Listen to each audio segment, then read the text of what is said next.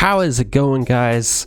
Yesterday we saw the release of Screaming Soul Wilkes, and honestly, I didn't do the normal should you roll because this one feels very, very obvious to me that you should stay the hell away from it. And so I want to take this time to not only reiterate that fact, but talk about what Screaming Soul Wilkes actually means for the state of the game. And in all honesty, I think this one unit, more than anything, in my opinion, has signaled the end cycle of this game in terms of the global audience retention rate to this. Reason being, guys, is that they are making it drastically clear to us, intentionally or not, that the only viable units in this game at all, and I mean period, are the generals in their base form, a few black fake cores, mainly in Anna and Reed Marie and Lepin, until they decide to nerf them into the ground again, and then gold fake cores. There really is nothing else out there to use. You could use some of the black fake cores for Dragon Bloods, but just about all of those are pretty terrible. All of the summer ones that aren't gold are pretty terrible. And now that we see Screaming Soul Wilkes is also terrible, we learned something pretty important here. They did not learn from the Summer Fiesta event. They did not learn that these black fake cores are just going to be skipped.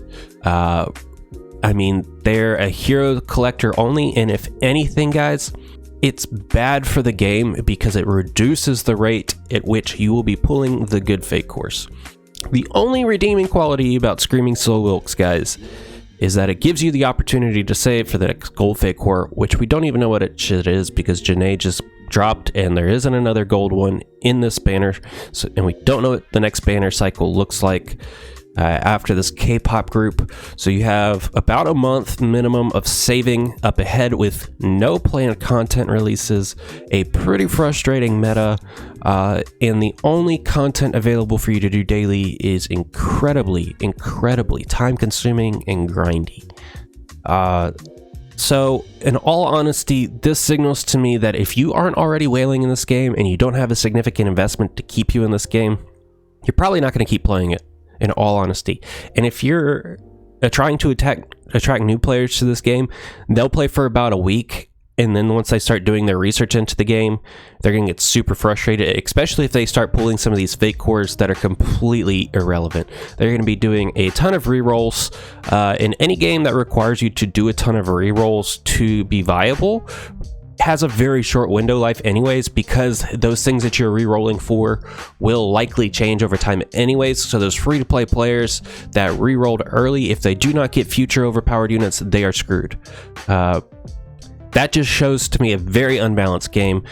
They also have demonstrated that when they are willing to listen to the community, it also greatly backfires.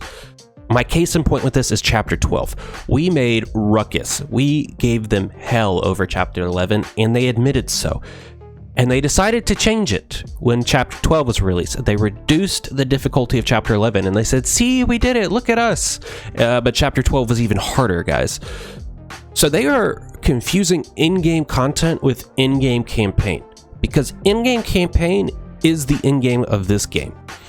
Unless you are whaling out considerable amounts of cash to be at the forefront of PvP, or you've had insane luck throughout the course of this gacha cycle, but I guarantee you, if you are free to play, you will be dying off in this game within the course of months here. Especially with the rate of change that they make seemingly at random. They will make a random black fake core incredibly strong that isn't part of a specific series. Like, I never see them making Screaming Souls Wilkes relevant in this game. I never see them making Summer Festa Dagus relevant in this game, mainly because they already have their passives set in stone. And they're not really changing their base stats at all. The older black fake cores that aren't part of a true series, they're part of a theme, makes a little bit more sense to change those, and they're honestly running out of those as well. Screaming Soul Wilkes has really shown me that this game is kind of bust.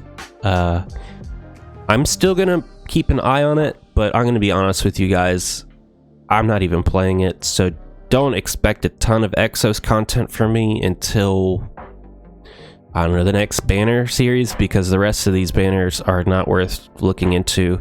Chapter 12 still is not very fun or playable in my opinion. None of the in-game content is interesting, and Whale Force, aka Signature Force, is busted beyond belief. So yeah, that's it on this one, guys. Sorry to be a Debbie Downer. I'm sure I'm gonna get flamed for this, but it is what it is. Had to say my part. Take care, guys.